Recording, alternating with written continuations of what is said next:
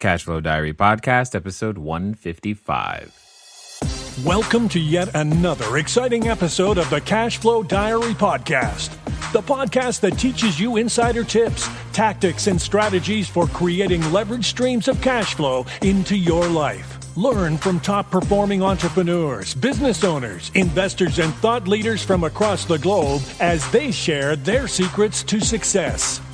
Like what you learn on this and other CashFlow Diary podcast episodes? Go to learninvestingnow.com and sign up to receive powerful tips and information that will help you succeed as an entrepreneur and investor. Now, here's your host, investor, entrepreneur, business owner, educator, speaker, author, and master facilitator of Robert Kiyosaki's cash flow game, Jay Massey. All right, ladies and gentlemen, welcome to another episode of the Cashflow Diary Podcast. I am your host, Jay Massey, and you know what? I'm absolutely overjoyed today. And that's not just excited. That's more than excited, simply because on today's show, you're going to be introduced to an individual who I am absolutely excited for you to meet, because what he's doing in and of itself is one of the foundation reasons, one of the fundamental plays behind the reason Cashflow Diary exists, is to help in so many different formats and ways. And I'm just excited for you to meet him. I'm excited for you to understand more about all of us and entrepreneurs, and most importantly, how your passion can eventually result in cash flow, how you can do well and do good simultaneously, because that's exactly what we're going to be talking about, and how that may actually manifest in and of itself for you today. In fact, we're going to give you an opportunity to do some good.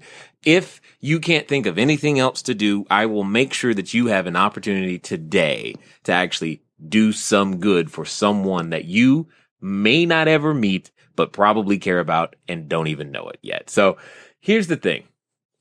Oftentimes when you're looking at a business, you're trying to figure out, what am I going to do? Who am I going to serve? Well, Jon Harris has figured out whom he is going to serve. And you're like, I haven't heard of Jon Harris. That's fine. But you will today. And most importantly, you'll hear of Athlife. ATHLIFE. Athlife. Jon Harris has created and implemented an education, career development, and life skill programs for professional, collegiate, and high school athletes and organizations for more than 20 years. That's a long time.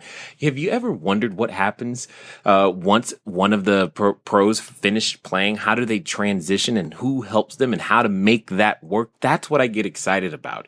They currently are working with the NFL Players Associations, the Players Trust, the NBA Retired Associations. We're talking the professional people that you have seen day in, day out, week in, week out, that we have all celebrated their greatness in one arena, helping them transition to another. What I'm excited for you to learn today is why this is needed, and more importantly, how you can help, and most importantly, what it is that you and I can do, not only as real estate investors, but business owners, to go out there and to make a difference. Jon, I am glad that you are here. Well, thank you for having me. I really appreciate it. Well, you know, I still have to follow our standard format, and I'm definitely glad that you're here because, you know, entrepreneurs come in various flavors of all kinds, and many different things inspire us. And one of the things, everybody listening knows exactly what I'm about to ask you. I look at today's entrepreneurs, regardless of who you choose to serve and how we go out there, as yesterday's superheroes are like today's entrepreneurs. They're the same type of person. So Wonder Woman, Batman, Superman, whatever you'd like. We all fly around and help people, and in various different ways. And occasionally we dress up. They put on capes and we put on suits occasionally and do those things. However, before they flew, before they got bit by a spider or all those other things, they were just normal people at some point. And for most cases, not all of them. But what we want to know is, before you were out there making a difference in the lives of professional athletes, etc., who is Jon Harris? Well, Jon Harris was born in upstate New York, in a small town on the outskirts of Syracuse. And if anybody knows anything about Syracuse, they know that basketball is king up there. And you kind of get the bug as a kid. And while I knew I'd never make it professionally, I did want to take it as far as I could, and I was fortunate enough to make my way to DePaul University, where I first walked on, and then was able to earn a scholarship in my last year. And when I was there, I had the thought in my mind that I wanted to be a coach. I really felt that I had a passion for basketball and coaching and people.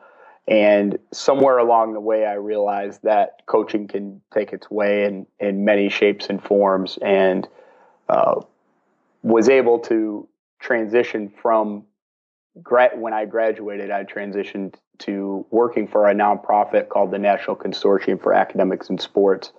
And it was there that I had an internship where we worked with athletes strictly on the degree completion and other educational services. It was really the precursor to what I'm doing now. And it was the origins of player development out of the NFL, out of the original collective bargaining agreement in '93 that produced player development. Got it. Now, for some who may not understand, tell us a little bit more what player development actually is and is about. So player development was really, it was collectively bargained between the union and the league back in the early '90s, because what players found was that when they were transitioning out of the average career is about 3 years, and when they were transitioning out, they weren't really prepared for that life after. So the idea was, while they were actively playing, they would do things such as, internships, degree completion. They'd get financial education. The rookie symposium, which is rookie orientation, came about. And at each of the teams was a player development director, kind of a person who was there to work with the guys year round, helping them understand that at some point they're going to have to go out and they're going to have to work, and they're going to want to work. Quite frankly, even for the ones that do well, they do want to be able to go out there and contribute to society. Yeah, well, and you bring up an interesting point about them wanting, not only having to work, but actually wanting to work. But you also said something I thought was interesting. You said the average career was 3 years. What sport was that for, or was that all of it? Well, in the ones I'm most familiar with are, the NFL and the NBA, where the average career is just over 3 years. Now, it's a little bit different with professional basketball, because even when you're done playing here in the States, there are opportunities overseas. And I think what happens with basketball is it makes it even harder, because somebody may be 30, 35, 40 years old before they transition to that next career. And with football, it might be, if you're 24 and you're done playing and you're not going to go to Canada or the Arena League, it's easier to walk into an entry-level job. And that's where some of the challenges that former NBA players face, is that their careers are extended because of Europe. Interesting. I didn't put it that way and never thought about it that way. Now, you mentioned something that I thought when we were talking before, and I'm sure a number of people may be thinking about. The athletes, though, why on earth would they, quote unquote, need to work? I mean, they just finished playing, and what's the necessity behind even making this transition? Aren't they self-sustaining in most cases? Well, I think that's everybody kind of has a different situation. I mean, there are some guys that never play a snap, and then there's some guys. If you think in terms of Derek Jeter was 40 years old, retired in grand fashion. Probably every athlete would wish they could retire like they did. And what did he do 3 days after he retired? He launched a new media business. So, but I think part of it is there's the necessity. Sometimes guys will need the money. And then there is also the value of being out there and being a contributing member of society. I remember I had one guy a few years back who did very well, played 10 years, and he said, I'm just going to move to Jackson Hole. I'm going to golf and fish and just relax. And I said, that's it? He said, yeah. But a year later, he came back and said, well, there's only so much golfing and fishing you can do. Exactly. I've experienced that very same thought process. There was a couple of years ago where I said I was going to retire, and what I did is I just played with photography equipment and remote control helicopters. And there was only so much of that I could do. It's like, wow, this is it. I got to do something else and help in some way, shape, or form. So Help me understand some of the origins. So you're working with the consortium, and you're in this environment where you're seeing this need. What on earth inspires you to go, you know what? I can do something about this, and this is what I want to do. How did that thought process even come into your mind? Well, and I think for the benefit of the entrepreneurs that are listening, as with any business, learning the business is critically important if you're going to go out and do your own thing. And so what we had built with the education program was very successful. It was very well utilized by the active player population. And so what happened is the NFL decided they wanted to bring the program in-house along with some of the other programs that they had really just said, hey, we're not even sure the guys are going to take to this. And they found that they were. They brought me in-house to set up and run the education program at the NFL at the corporate offices. So I did that. And after some time working there, I realized that the next biggest challenge was the former player population. We might work with an active player, do some things, and really when they became most responsive was at the end of their career and then as they walked into that next phase. And, our job was to work with the active players. So I identified a need in the marketplace, just like any good entrepreneur would do. And then I built something that solved the problem. I didn't necessarily look at it and say, quite frankly, there was no money out there. It wasn't like, hey, I'm going to build something because so-and-so is paying for it. It said, well, I know there's a problem, and if I figure a way to solve it, then hopefully the market will meet me there, and I'll be at the right place at the right time. So that's really what happened. And I went out there, took a leap of faith, worked in the areas where I knew that, I could get a foothold in terms of working with the active player populations through some of the teams. I did a lot of work in the college space. And then, 5 years later, we actually started the Athlife Foundation, which is a 501c3 non-for-profit that really works with inner city high school athletes, primarily inner city, although we are on a few Native American reservations and a couple of rural spaces. But so what we did was just kind of create this whole, from the time you're in high school all the way through your former pro and everything in between, we would work to help you with that preparation for, and then eventually that transition to that next thing. Yeah, and I love the general understanding of that there was a problem in the marketplace and you found it. You found a very specialized, I'll call it customer, for lack of a better way of putting it, who had needs throughout their entire career cycle, which spanned all the way back, and you've developed the system to actually serve them, which I commend, which is exactly what entrepreneurs should do. And so here's the question. Since you've started your business, tell us a little bit, what has been some of like the greatest disappointments and some of the highest highs that you've experienced from serving your the very same customer we're referring to? Well, I think what we get the most value out of is when we see somebody, that light bulb go on, and they begin to do things and take ownership over the process. So the way we work in general is, we feel that who we're working with is the expert in solving their problem.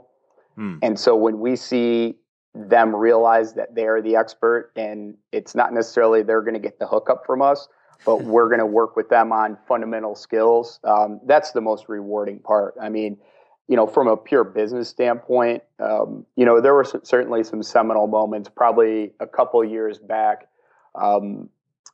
Out of the last collective bargaining agreement, actually, there was money, a significant amount of money set aside for the former player population with transition from the NFL, and a whole ecosystem of support was launched. Everything from, if guys had not gotten a physical since they had got done playing, they were able to go at no cost to one of 4, now 5 hospitals throughout the country, Mass General, Tulane, Cleveland Clinic, I mean, the best of the best, and go get that real, brain and body, and get an assessment of where they were health-wise. They brought in guys who, maybe were overweight or needed to maintain it, get back into shape. Athletes Performance, now known as Exos, who does a lot of the pre-draft training for a lot of guys and does military work. They were brought in. We were brought in to do the education and the career component. Financial Finesse they're financial advisors who've given up their license and strictly do education with the guys on everything from budgeting to what a 401k is and everything in between. Things that they've all had access to all along the way. Those are the things that now they're truly taking advantage of and taking advantage of in a big way. And just to see this thing grow the way it's grown, I know currently we're working with over 900 what we call life leads with their transition, and there's well over at this point it's got to be at least 1,600 guys just on the NFL retired player side working towards their transition. So those were some of the really positive things.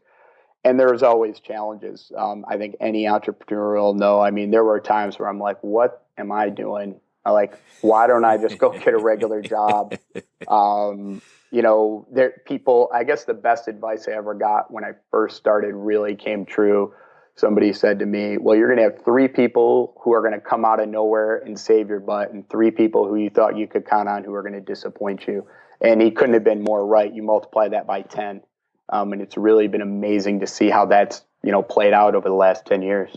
Okay. Now you've intrigued me. What these 3 people? You said 3 people that are going to come out of nowhere, and 3 people that you think you can count on. Expound on that a little bit more. Yeah, well, I mean, there were times where at some point you got to nail down these contracts, and I'll tell you, there were a few times where I was like, it was a contract that wasn't on my radar. I was not expecting, and all of a sudden, we've got life back in this, in a way where I can, keep this thing growing and not just feel like I'm a consultant. I feel like I actually have a real business. And, there were a few times where people said they were going to come through on things and they disappear. I'm actually dealing with that now. Like, where'd you go? I was waiting for you. And then, but that happens, and I think everyone's dealing with their own things on their end. And, what I just ask of anybody who I'm doing business with is, this is my life. This is my livelihood. Like, I can take the bad news. Just give it to me sooner rather than later so I can be smart on how I spend my time. Totally. So it sounds like you two have been given unlimited lifetime access to somebody's voicemail for free. It sounds like that has happened to you at least once. Yeah. Yeah. To put it mildly, yes. Yeah. Okay, got it. Totally understood. And so, all right. So some of the same things happen. It's just which is interesting to hear. But yet, so then you have to come to this resolution still. I mean, because every entrepreneur does. What makes you keep going then in those moments, and why keep doing it? Why does it matter? Well, I got to tell you, first and foremost, I mean, you got to have the support from your family, and between my wife and my family and friends, they've been incredibly supportive. I remember at one point I had executed a contract with somebody, and they came back the second time, and it looked different, and I wasn't happy at all. I was pretty frustrated, and so I remember my wife saying, "Well, just don't do it." I was like, "What do you mean? We need this." She said, "You got into this, so you didn't have to do that. Like, you'll figure it out." And just to have that kind of support is, there's nothing better than that, because the opposite could have been true. Hey, we have to get this. And then you're doing something you don't like. And at that point, just go work a job. Right. And it's a special woman that says you'll figure it out. I'm always challenged when my wife says that, because that's when that's usually when I don't have a clue. I'm like, really? I am? I'm glad you're so confident. Could you give me a hint? Throw me a bone? Because right now I ain't got it. So yeah, okay, yeah. That's good. And I think that's the hardest part about being in, sometimes is when you don't have somebody who really understands your business, who you can really sit down and talk with. I think I equate it sometimes with when the athlete transitions and everybody feels like, oh, you played in the league, you made money, you're good. And you're like, no. And the guys are like, no, I'm not. And sometimes as an entrepreneur, you feel like, well, you know what? I do need somebody to be able to bounce this off and dive in, do a deep dive with who can really, really understand the issues. And that's hard sometimes. Yeah. Especially when the general perception is everything must be fine. I'm sure in your case, they're like, that's your customer. Of course, if that's who you're working with, you should have no problems, ever. Right. Right. Yeah. Which is, not always the case, not always true. So if you were to, I'm kind of curious now, if you, knowing what you know today,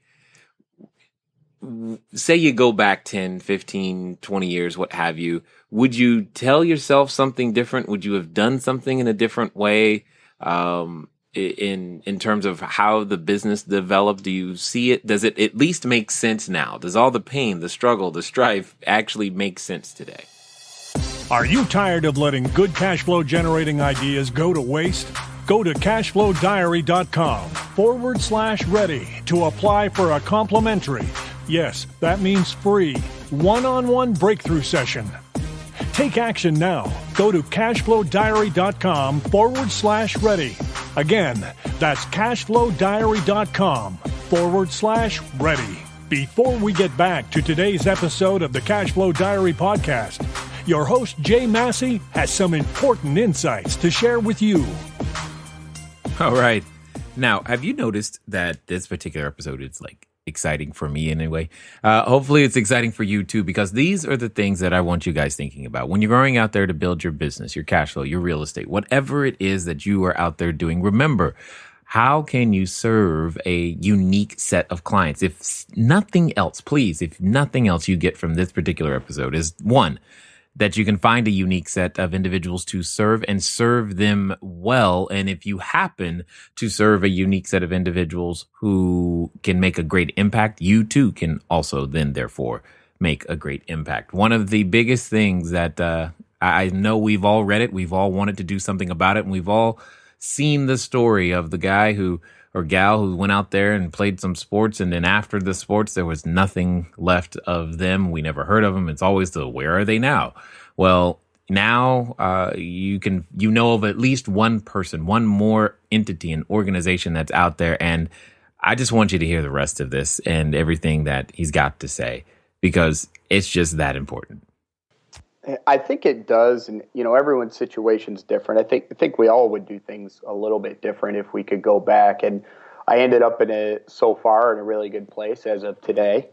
We don't know what tomorrow will bring, but I think one of the things is while I was working that job at the NFL, I didn't even have in my mind like starting a business. It wasn't on the radar. I was like, I got a good thing. I like it. And then things began to transpire. And I said, well, and I really rushed to it.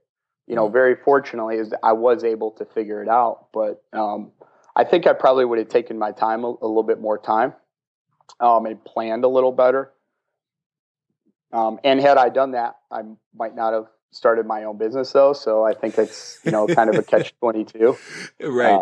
It's like, had I known then that I was going to have to go through what I've gone through, I probably would have never started. Yeah, totally. Yeah.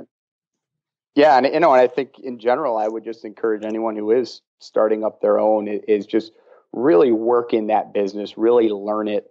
Not only from a technical aspect, I think technically I knew how to do the work, but running a business is totally different, and it's a totally different skill set. And I've transitioned from being a worker bee to, a leader, and I still want to be a worker bee. I kind of feel like, the whole, Jobs was thing, I want to be the tech who's still on the line doing the work. And I realize that I also need me out there being the voice of the company, and I'm learning and I'm growing in that space, I think.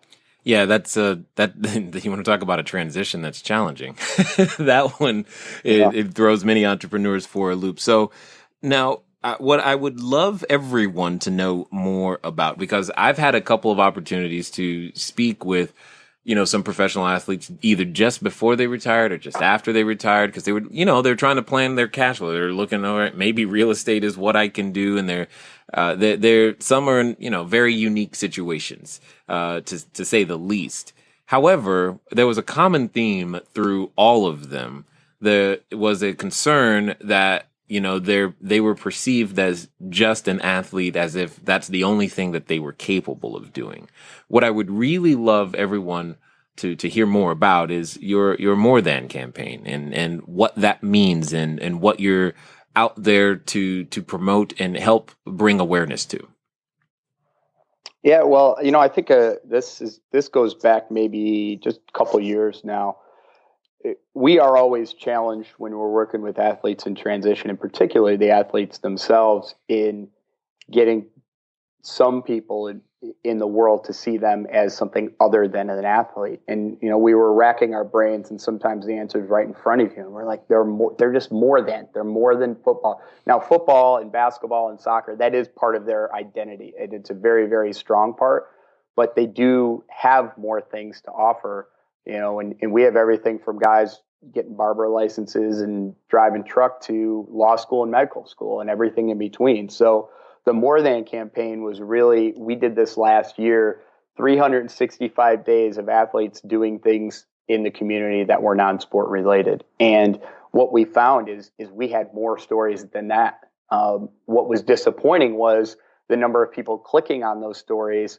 There was probably one story about Ray Rice last year that got 1,000 more clicks on ESPN than, the great story about the homeless student who got a scholarship to Georgetown. And so there's incredible stories of athletes being these very heroic and very normal people all in the same breath. And I think sometimes that, the world doesn't necessarily see that, because when they're clicking on ESPN, those are the stories that aren't, on page one. You're saying good news doesn't make the front page? Seriously?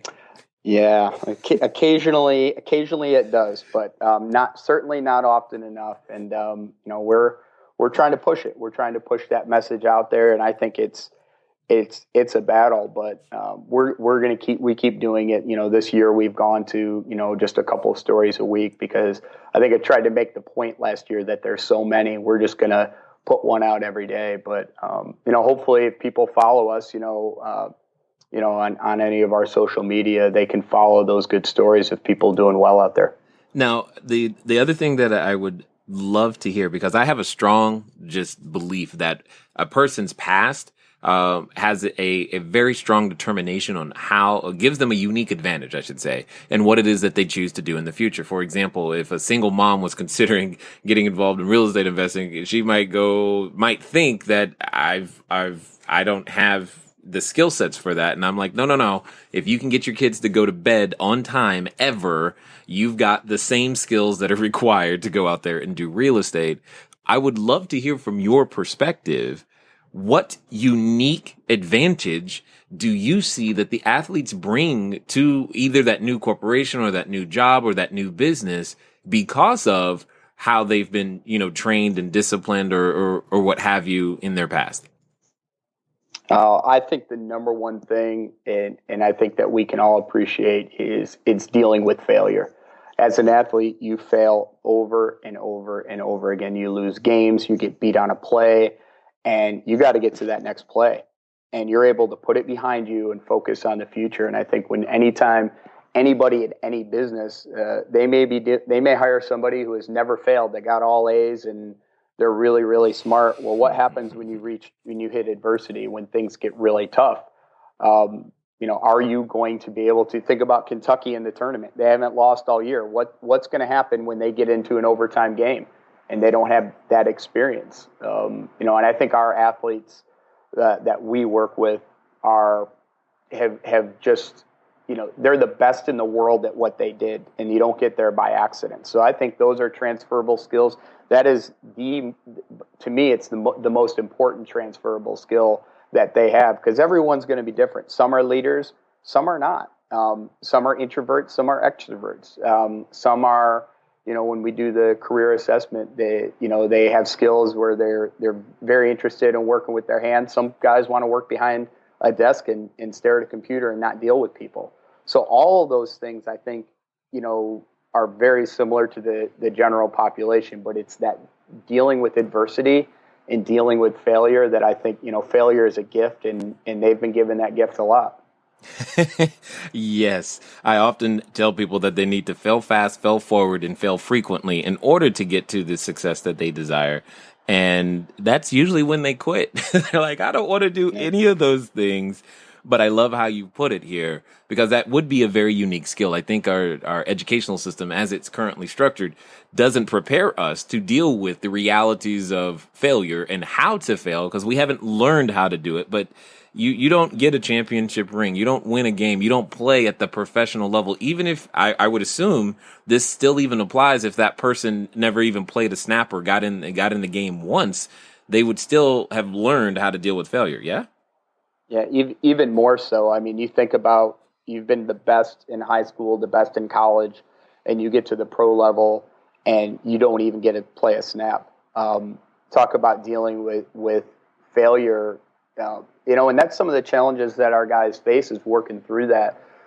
Sometimes when their career is over, they don't feel they can go back to their community because they feel they let people down. And that's not necessary. Now, maybe there are people in the community that may look at them, but like the fact that you made it, you were one of the best. Think about it in the NBA. There's less than 500 guys who play in the NBA. You're one of the 500 best people in the world at what you did. That's incredible. Like, to me, if you make it to that level, even if you don't get to play it down or get in a game, I mean, you've really accomplished something. Yeah, 500 out of what, 6-7 billion people? Yeah, pretty good. Yeah. Those are good. Those are good. So what would you say then is the number one challenge that your business currently face, either from a perception standpoint, that we could do, those of us listening, to possibly assist because I know for a fact there's a number of people listening who are either retired professional athletes, their children are retired athletes, and they all know that we're here to try to help and help them with real estate related matters. But I know we were talking before, and there was just, the media wants to talk about one thing, but I want to know what you want to talk about as it relates to the athletes and their cause, and how we might be able to help as the common everyday person. Well, I think the number one thing that someone really has to do when they're out there trying to find that next thing, be it an athlete or not, is it's discovery. It's really diving deep and connecting with people. As an athlete, a lot of times you build these walls up around you because there's people who always want. And then when you're a former, then all of a sudden nobody's calling. And so what we want, and we really encourage the population we work with, is to get out there and connect and learn. It's very easy to say, oh, I want to be a coach, because you were coached. And so, and you have in your mind that, hey, I understand the game of football or basketball or soccer or whatever, and I want to go coach. Well, there's so much more. There's so many other ways that you can coach. And quite frankly, you may go out there and you may volunteer as an assistant somewhere and realize that the last thing you want to do is coach. Or you definitely don't want to coach on the college level because you have to recruit. Or, you want to make sure you're home for dinner every night. So maybe I really don't want to coach. Maybe I just want to coach my kids in Pee Wee. And it's beyond coaching. There's so many other things out there. There's so many other opportunities. And we just want the population we work with to really go out there and discover how their interests overlay with the different opportunities that exist out there in the world. Yeah, totally understood. Now, I know you and I, we share something in common in the sense that we've both taken some time to work with high school athletes to go out there and share some, in our case, it's financial education through the cash flow game and basketball camps, etc. I'd love for you to talk about what you guys are doing down at that level and how we might be able to participate and help. 40 years ago on the college level, academic support for student athletes didn't exist. Colleges were bringing in student athletes that were not as prepared to deal with the rigors of college academics. And so they created these positions of academic support to deal with student athletes. Fast forward 40 years, now there's buildings being built and, for academic support and class checkers and tutors. And, there's this tremendous support structure in place. And student athletes now, maybe if they come in particular in football and basketball, start behind the general student population. But when they're done, actually finish ahead because they have so much support around them. We're on the high school level creating that same thing. We want to create the professional position of academic counselor to work with student athletes on the high school level. So currently we operate as a national platform for 35 schools in 13 states, or 12 states in the District of Columbia. And we do that through the Washington Redskins Charitable Trust, the Heisman Trust, and a number of other organizations that want to put this position in place so they can have not just somebody come in and speak one time, but have year-round support in the classroom. And the results over the last 5 years have been pretty astounding. I mean, in our toughest communities, we increase graduation rates, increase attendance, increase on to college, things that are very meaningful to the school, to the point where schools self-invest and really take this position on themselves, which allows us to go on and add more schools into the mix. Nice. Absolutely love that. And for those listening who have been listening enough, I guess at this point, I mean, I hear the mission. I resonate with your mission. It's one of the things that we're working to help prevent, and in the way that we can is to be able to work with individuals to help them develop cash flow, especially those that, because I can't take another story of so-and-so used to be the athlete. Now he's working on the street or living on the street. I'm like, well, we can do something about that over here at the Cashflow Diary. And you're doing something about that before it becomes that story. And I definitely resonate with that. So what I would love to do is I want you to personally let us know, one, how can we get and catch up with what you guys are doing and get some of those stories that are on social media? And I know that there's probably a few of you who are listening right now. You would like to, at least if you can't physically contribute time, you're okay with the idea of donating some funds to help Jon and AthLife continue to do what they're doing, especially at the high school level. So I'd love for you to give us the details on both those things, how we can track you down online and get some of those good stories out there. And maybe we can start sharing those on Facebook, as well as telling us how we might be able to help further your cause in our own little way. Well, I think first and foremost, as to paraphrase Frederick Douglass, it's easier to build strong children than fix broken men. So where I think we first need to start is, the AthLife Foundation is a 501c3 non-for-profit. If you go to athlifefoundation.org, there's a place where you can learn more about how you can get involved, be it through, donating time, donating money, or, any other way. If you have something that you think that would add value, we would certainly welcome the conversation.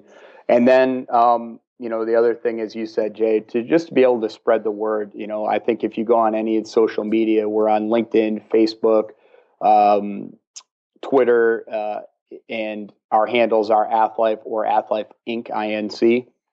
And if you follow us on there, you're going to get great stories, great content.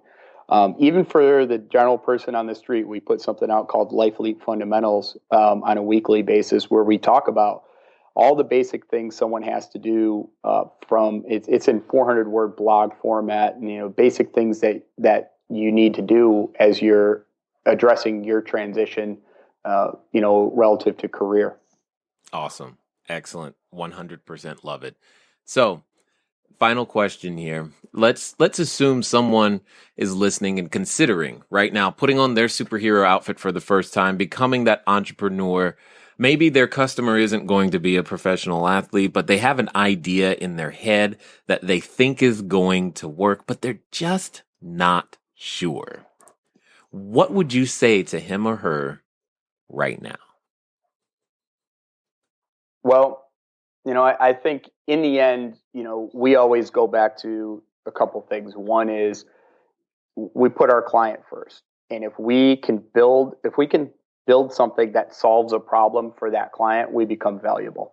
So even if someone else has built something similar or it has built something different, but it solves the problem, really work on trying to create something that is going to solve a problem, and then cultivate relationships with people that will allow you to demonstrate that you're able to solve that problem. And because really it's about two things. Obviously, you have to have a good product, but you also have to have a relationship. The best products sometimes sit on the shelf and never make it. So whatever you're building, if you can cultivate relationships with the right people, that's going to help move whatever you're doing forward.